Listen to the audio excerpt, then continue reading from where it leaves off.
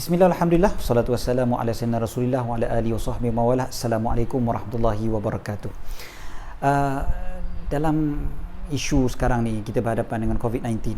Pertama, kita perlu ingat kita berada dalam bulan Rejab, bulan yang dimuliakan oleh Allah, dan kita berada berhampiran bulan Ramadan. Mudah-mudahan musibah yang menimpa kita pada waktu ini, ujian yang Allah Ta'ala timpakan bagi kita ini adalah sebagai satu cara Allah Ta'ala hendak membersihkan dosa-dosa kita, supaya mudah-mudahan Ramadan kita kali ini, Ramadan yang kita dapat masuk dalam keadaan terhapus dosa-dosa kita, mudah untuk kita buat amalan.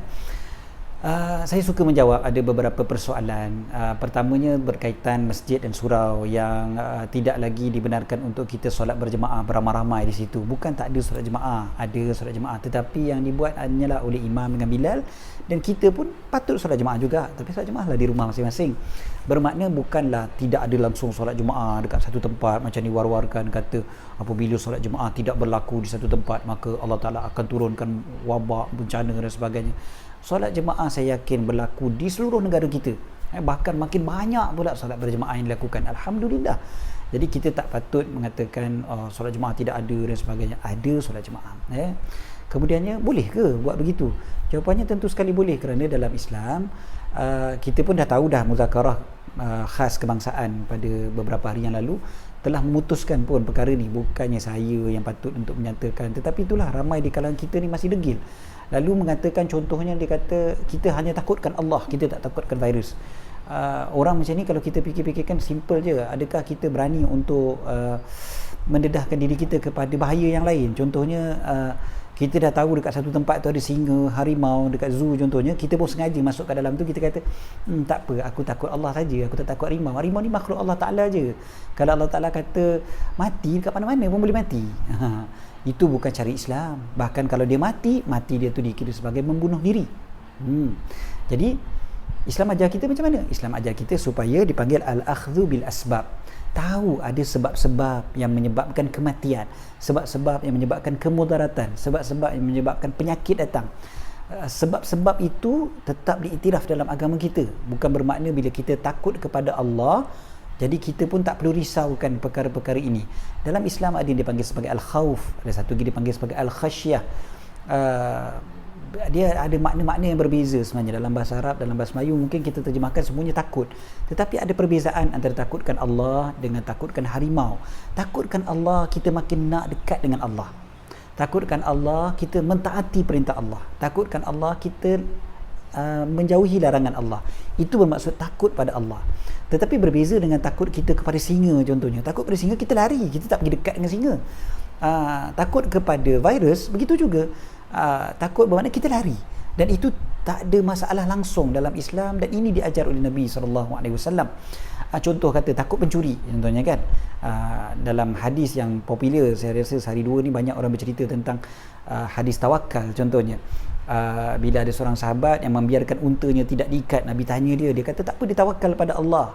Maknanya tak apa, aku tak takut pencuri, aku tak takut orang curi aku, tak apa ni harta dunia semata-mata, tak apa, tawakal pada Allah, Allah yang memelihara.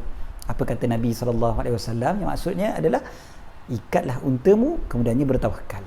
Maka begitulah konsep takut kita pada Allah Subhanahu Taala dalam situasi kita pada hari ini. Jadi apa-apa pun, marilah sama-sama kita faham erti tawakal kepada Allah, takut kepada Allah. Jadi kalau benar kita takut kepada Allah, kita juga akan ikut perintah Allah, tinggal larangan Allah. Dan antara tanda kita takut kepada Allah, kita mentaati perintah Allah supaya kita tidak memudaratkan orang lain, dan kita taat kepada ulil amri yang tidak menyuruh kita melakukan sesuatu yang dosa kan. Jadi kita perhatikan contoh macam mana yang dikatakan takut pada Allah. Kita tak pergi masjid, kita tak pergi surau. Sebab bila kita pergi ke masjid, kita pergi ke surau, kita sedang membahayakan diri kita, keluarga kita, dan juga risau-risau apa dia, kita sedang membawa virus itu tanpa sedar.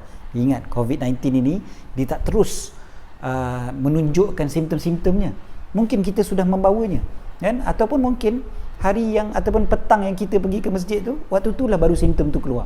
Kita pun batuk, kena dekat orang sebelah pula kita jangkitkan. Kita mungkin sihat walafiat, alhamdulillah, umur kita masih lagi muda, remaja dan sebagainya, tetapi orang sebelah kita mungkin ada penyakit jantung, orang sebelah kita mungkin sudah tua, orang sebelah kita mungkin ada penyakit-penyakit yang berbahaya yang lain. kerana sebab kita yang tidak memikirkan orang lain tadi tu, dia terkena dan dia pula kena COVID-19 positif, akhir sekali na'udzubillah dia membawa kepada kematian dia. Jadi kalau kita takut kepada Allah, kita nak pahala, jangan pergi masjid. Waktu macam ni kita nak pahala, banyakkan mengingati Allah, banyak baca Quran. Nak menyelamatkan negara ni kena banyak ingat Allah, kena berzikir banyak-banyak, kena baca Quran banyak-banyak, bertaubat banyak-banyak pada Allah. Tetapi semua itu tidak semestinya dilakukan di masjid. Jadi kalau rumah-rumah kita adalah tempat ibadah kita.